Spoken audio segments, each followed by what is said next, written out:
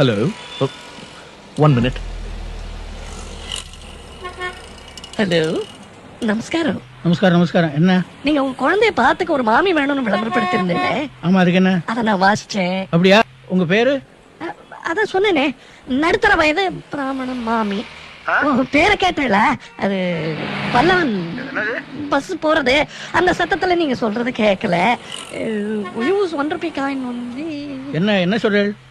Telephone பூத்ல இருந்து பேசுறேன். என் பேரு அவ்வை சண்முகம்.